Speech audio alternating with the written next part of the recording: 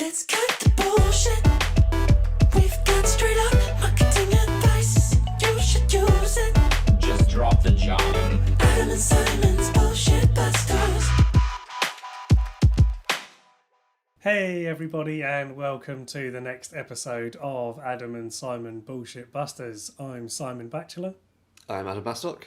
and this week we are going to be talking about why it's time to move on from Google Analytics. So Google Analytics is used by the vast majority of website owners and businesses to measure who and what kind of traffic is coming to their website. We've done lots of previous videos on them. And people have been using them for decades. This program has been around for a long time. But the time has come to start to think about what we're going to be using instead. So Adam, do you want to start off by just giving us a quick outline of why the sun is setting on the era of Google Analytics? Yeah, so I think we're kind of seeing this with broader digital trends anyway, and it's all coming around because of privacy concerns. Certainly we're seeing Facebook Analytics disappear slightly, and we're seeing with the new iOS or the kind of the Apple updates that's losing a lot of tracking as well for different users. So just broadly we're seeing this move away from very specific, very user-focused attribution of analytics, and Google kind of can't keep up with that.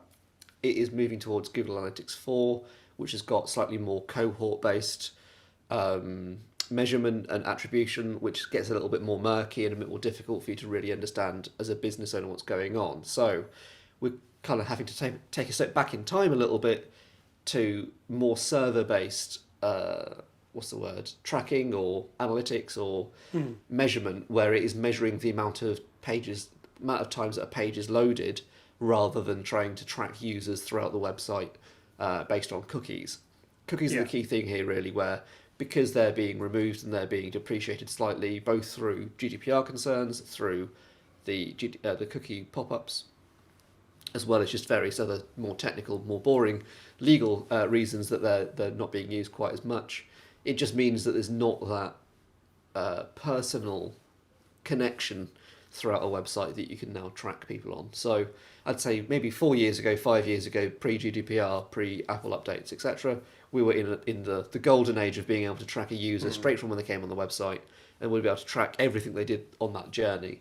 We've now gone beyond that, and we're now having to roll back towards slightly more anonymization, I guess, of people, and therefore we're going to have to rely on slightly different metrics. Yeah, exactly that. I think I think basically for most businesses, they will have logged into Google Analytics maybe this year, maybe once last year. You know, most businesses don't look at it that much, and when they do, they always think, oh, I should look at this more often because it gives me loads of really interesting data.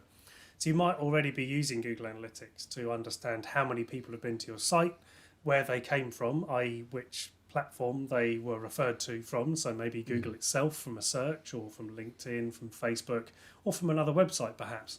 There's lots of information. As I say, we've already done a whole series of how to measure those metrics on Google Analytics, and it is still a useful tool. So the point of needing to move on is that the ability for Google to give you that information is going away. It's not going to happen overnight. It's going to slowly happen over the next year to 2 years. And I think as business owners, it's important that you start to think about what it is that's important for you to measure, and whether Google Analytics is going to continue that measurement for you. So if you run your own website, if you're running a WordPress website, or you've got your own website that you've had developed, then obviously Google Analytics is added in for you. So that's a tool that you've added on voluntarily.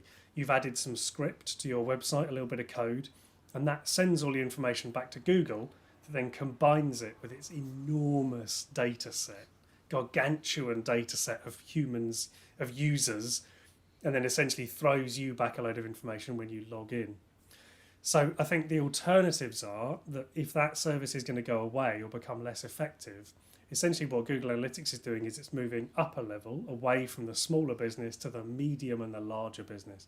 So if you're getting 10,000 views a month, maybe 50, 60,000 views a month, Google Analytics is still going to give you about the same level of information because you're not interested in that smaller level. However, for those of us who are under that level, getting maybe hundreds of views a week, maybe even tens of views a week, actually the level of data that Google Analytics gives you is already on the edge of being useful. But actually, if you take away some of that detail, it basically becomes a very soft line graph that kind of goes, you've had some visitors. And that just isn't going to cut it for a lot of businesses. I think that's a really good point. Sorry, very quickly. all right. Just that you gave an example there of the fact that Google Analytics relies on the code being loaded, and that's the key reason why it's no longer going to be necessarily as reliable. It's not that Google Analytics as a tool is going to be necessarily less reliable, but it's more the fact that it's not being loaded as much, and therefore it's not getting as much data as it normally would do. And that just means that you're relying on something that might or might not be loading every time because of the cookie settings. Whereas the server thing, if someone is loading a page, the server has to deliver that in some form. Yes. It is a thing that is impossible to not happen unless your website does not exist. Yeah. Therefore, it's a far more reliable example that has to happen every time. Yeah, exactly. So as an example, if you've got an Apple device and you use Safari, you already are not loading Google Analytics code. It blocks it by default. If you're using the newer versions of Firefox, that blocks it by default. So that only really leaves Edge and Chrome, and Edge are pondering it, but Edge already need Bing Insights, so they're not big on blocking it because it sort of shoots them in the foot. But, the two sort of big non-Chrome browsers already block the scripts by default, and it's only going to be rolling out more. Google have said they're going to stop loading half of the stuff they need to make it work anyway. So there really is a huge shift in the market away from this. So as we've kind of touched on, there is a solution out there, and the solution is to install your own tracking software on your website. So if you've got something like Squarespace or Shopify or Wix, then you've already got some analytics built in. Wix, you've probably got to pay more for it because that's how their business model works. With Shopify and Squarespace, proper website platforms, you've actually got your analytics ready to go. And those analytics are collected by, measured, and put together by Squarespace and Shopify. So you're already halfway there. You've got all of that lovely data that they're collecting for you. So in which case, you don't need to worry about it. It's already there.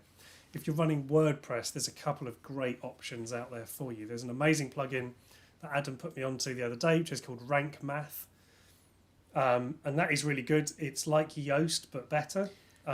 Definitely worth a try. It is paid, but it's only $59 at the moment. So that's probably worth checking out. But that helps you with all your SEO fun stuff that you can get your SEO sorted. It's got loads of great features. But the one thing I found the other day is there's this whole tab for analytics. And it's giving you a whole load of on-server analytics about best performing posts, most clicks, time on page, CTAs, what the content's loading, and that's all just bundled into this plugin. So that's a great solution for you that's super easy to install with a free trial, but also then a very cheap plugin. Another one that's amazing for WordPress is Monster Insights. That's a bit of a next level plugin. So if you're doing...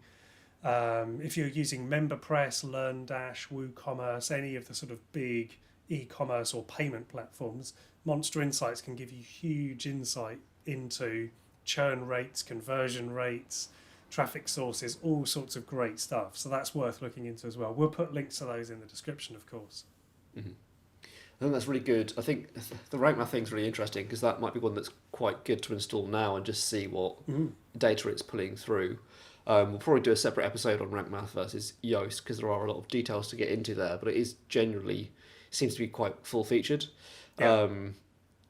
But I think it's I think WordPress as well, even on some of the basic plugins like Jetpack or some of the default ones, which I'm not necessarily recommending, but they do tend to have their own server-side analytics there. So I think definitely have a WordPress look. has some very basic ones built in, but it doesn't tell you anywhere near enough. No, okay. But it might be interesting, even if you've got those installed, to have a look at them and compare to analytics data and see at what that actually looks like in reality. But yeah, I think the main thing here is just to bear in mind that we seem to be moving away from accurate trackable data, and your marketing needs to start reflecting that. And if you're relying quite heavily at the minute on being able to track your users throughout the site, that might need to change because fundamentally the tools aren't going to be out there anymore like they once were, and therefore you might need to shift your focus less on the data and be more empathetic and make sure that you're actually doing good things for the right people rather than relying on, I don't know, whatever you're relying on at the minute. Yeah, excellent. Okay, well, thanks very much for listening and watching. You can connect with us on LinkedIn and in our LinkedIn group. Do get in touch there. Just search Adam plus Simon Bullshit Busters and we will pop up. Do give us a subscribe and a follow on the platform you have listened or watched us on. And thanks very much for listening, and we'll see you next time. Thank you. Bye. Bye. Just drop the job. Adam and Simon.